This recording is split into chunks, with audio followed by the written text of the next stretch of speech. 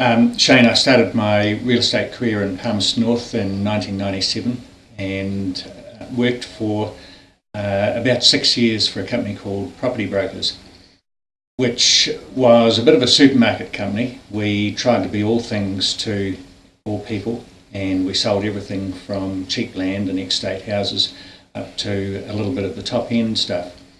So my experience was really just cutting my teeth on all sectors of the market. And when I came to Nelson, I knew two people. So I was breaking into a market where I didn't have 23 years of contacts that I'd garnered in Palmerston North, and I really wanted to establish myself as the dominant player at the top end of the market. I had no baggage, no one knew that I'd been selling ex-state houses in Palmerston North and student rentals, so I could start afresh. But I could also use that 6 years of experience that I had in coming right into a position in the market that I wanted to establish myself in. And so you came down to Nelson and you looked at different companies. Why did you decide to join Bailey's? For two reasons. There were a few other supermarket companies in Nelson. I just didn't want to repeat the same thing that I'd been doing in Palmerston North. Bailey's seemed on a national scale to be dealing with the top end of the market and certainly seemed to be expanding very quickly at the time. And also, by coming into Bailey's and being the first residential agent here, I could prospect wherever I wanted to. In fact, if we have a look at the photo on the wall here, it's an overhead photo of my prospect area, which is the Port Hills and the seaside or the waterfront. So because there was no residential section here, I could choose where I could prospect, and that's where I started. That's where the top end homes were. And what was the process? Once you'd found your market, you decided to join Bailey's, how did you actually go about establishing yourself in that role? Okay, on the valuation records, I got everyone's name and address that owned a house up in the Port Hills there, put it onto a database and started mailing people. So every month somebody would get something of value from me, the Bailey's Research Bulletin, and a letter with some information and some statistics. So I was very seldom, in fact, probably not at all, saying list with me, because that's what all my competitors were doing. I wanted to stand out from the start. And so I would, as much as possible, within 7 days of sending a letter out, try and follow these people up with a phone call, and of course be making notes on the computer about the conversation that we had. And I was trying to identify, as well as build relationships, trying to identify people who might be ready to sell now or who might be ready to sell in the foreseeable future. Those people that I identified who might be existing or future prospects, I'd spend half a day or a day a week going around visiting them, giving them a waterfront brochure or some other glossy magazine that we had in the cupboards that I could use to help portray our strength, our horsepower with our marketing. And you're telling me that your original marketing plan, taking a look when you first came into the market, you found that people were not marketing the properties right, so you sort of came up with a solution to that which helped to build your brand within the brand. Nelson was having quite a surge. We saw something like 40% growth per annum for a little while. So what happened was agents were getting really lazy, and I would see million dollar plus properties advertised in the local paper with really small ads, 12 words of text and a little wee photo twice the size of a stamp. It was the expectation that agents would put a sign up and the place would be sold that night. So people were getting very lazy. I identified an opportunity there for myself in that I knew this wouldn't last forever, and eventually people would look for good marketing. But there were still houses that weren't being sold anyway, so people were still looking for good marketing and good advice. I had a vision that very quickly I would dominate my end of the market with good marketing, big ads and professional photography and well-written ads. So it was my vision that early on I'd have 4 half-page ads. So people would open the Property Weekly or the Property Press, as we have in some cities, and they would look through everyone's stuff, and my stuff would stand out because it looked better, it read better, and it was just classy. And so the Bailey's branding helped me with that as well. Did that answer the question? Yeah, it did. Tell me a bit more about the Bruce Farquhar brand, and how you've evolved your company, your business within the Bailey's business, how you're expanding with your team. Okay. The Bruce Farquhar brand, I guess, is something that I've pushed very early on, and I recognise that people always want to deal with people. There are probably some of my clients out in Houseland that are not quite sure what company I work with, but they remember me. They remember my name, and if they want to list a house, they'll pull out my card or my most recent letter and ring Bruce Farquhar. They won't necessarily ring Bailey's. So the Bruce Farquhar brand really works hand in hand with Bailey's. As we go out into the marketplace now and we compete for listings, it's important that I tell potential vendors, particularly those whose business I'm competing for with another agent, that it's not just about listing with Bruce, it's about listing with Bruce and the team that supports him. So in the very smallest detail, the team that supports Bruce is my selling agent, Debbie, my PA, who's about to become a selling agent, Katrin. And so that's the first two people of my support group. But then we've got three others who support Bruce Farquhar, the brand. There's our professional photographer, the guy who puts up our signs, and our copywriter. So then we've got another level of support. And beyond that, I have the rest of the residential sales team, and beyond that, I have the rest of the Bailey's organisation here, and beyond that, I have the rest of Bailey's New Zealand. So it's important talking about how the rest of the organisation supports Bruce Farquhar, the brand. When you mention the term buyer's agent, can you explain that? What does that mean, and what is the actual role? All right. It's not so much an agent working on behalf of a buyer, but I have long ago decided that I may as well work to my strengths in this business and not try to do everything. I love working with vendors.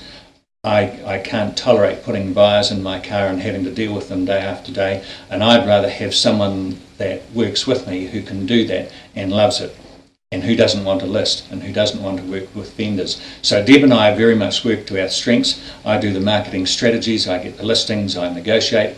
It's Deb's job to deal with the buyers, and when they say the magic words, they want to make an offer, she wheels them back into me, and I start that process, and it frees her up to go and deal with more buyers. So she can work a database of 140 to 160 buyers. I can work a database of around 500 vendors, and each of us doesn't have that crossover that slows you down. It's really interesting that you have actually evolved and built your brand over time. We were talking before about evolution and people being aware and the need to change. Very often you'll see agents advertising themselves in the newspaper having 10 years experience, 15, 20 years experience. And whenever I see that, I know that they'll be easy competition for me, because invariably what's happened is that they've got 1 year's experience which they've repeated 20 times. And so they've failed to see how the real estate market has changed, and they've failed to evolve for that change. This market can change in a week. Sometimes you can go from having truckloads of buyers to having none, and you have to think about how you're going to deal with that, and you can't deal with it the way you dealt with it in your first year of real estate. I prospect differently now to the way I prospected in the first year that I came here. So it's important that if you're to survive, in fact thrive in this business, you need to step back periodically, sometimes daily, and just think, well, how is my business working today, and how can I improve it tomorrow so that I keep pace with the changes and thrive and succeed and dominate the market that I'm working in. It's exciting. It can be quite intimidating for a lot of new people coming into the industry, hearing someone like you talking the talk, and you can easily sit there and go, well, yeah, but that's good for you, and you probably had a lucky break. But he doesn't know my life and where I'm at. Go back to when you first started in real estate, and just tell me about the struggle and how you found it, and when the actual change, what clicked for you to allow your business to take off. Sort of like breakthroughs. Well, I started my business door knocking, very, very basic stuff. I'd go to someone in the team and say, do you have a buyer that you can't satisfy? if you have someone that you've been working in, there just isn't a listing on our bank of listings that you can sell them. And someone would say, well, I have a cashed up buyer who has this to spend and they want this, this and this. And I'd go out to a street and I'd identify the houses that might work for them and I'd just knock on doors. Now, I was doing two things when I did that. Firstly, I was looking for today's sale, trying to sell that house to that buyer. But the other thing I was doing was building up a database, and I'd be collecting names and addresses and phone numbers of people whose houses I could sell in later years. And in my first 6 years in Palmerston, probably the last 4 revolved around selling those houses where I'd knocked on the doors 2, 3, 4, 5, 6 years ago, and simply just kept in touch. Sometimes I'd never met them again, but they would ring me up and say, you're the only one who's kept in touch, come and list our house. So I guess in the first couple of years, I too was looking for a magic bullet in this business. But the more time I spent in it, the more I realised that you can turbocharge your business from a really early stage just by doing the basic stuff. Being face-to-face, nose-to-nose, toes-to-toes with people who are going to be in a position to pay you money, either as a buyer or as a seller. And it's just basic stuff, knocking on so many doors a day. I wouldn't come back to the office until I'd had answers to so many door knocks. You know, it's not enough just to knock on the door, someone has to answer the door too. So I wouldn't come back to the office until I'd had 50 answers. I'd knocked on enough doors to get 50 people to come to the door and answer my inquiry. Or if I was sitting in the office doing phone calls, I wouldn't get out of my seat until I'd done 20 phone calls. I wouldn't get a cup of coffee until I'd done 20 answered phone calls. So it's just having the discipline to do the very basic stuff. That's the magic bullet, if there is one. It is that you just have to speak to enough people to identify someone who wants to pay you today. And finally, if you had one tip to share, just one nugget, one gem for people coming into the industry, and or people coming from another company to join Bailey's, which is also, it takes a bit of getting your head around with the Bailey's way and the Bailey's business. What would you have to say to these people? That being successful in this business is all about self-belief. If you believe you're in the most successful company, if you believe you're the best person to market that vendor's property and you have the best systems and the best support behind you, then if you're prepared to do the work, you'll get it. You'll get the work, you'll get the success, you'll get the great commissions. That would be it. You have to have the self-belief. And when you list the property, you have to have the belief that your property is better than the one down the road in terms of how well it's marketed, how well it's priced, and how well the vendor is motivated to doing the business. It's all about self-belief. And finally, what is the Bailey's way to you? It is this. What is the Bailey's way? The Bailey's way. The Bailey's way for me is doing the right thing by your vendor. And it might not be the quick sale now, but it might be a better deal later on. Doing the right thing by your vendor in the long term. Marketing properly. Servicing your vendor, keeping them well informed. And the acid test for me, and a lot of people will have heard this, is would you employ yourself?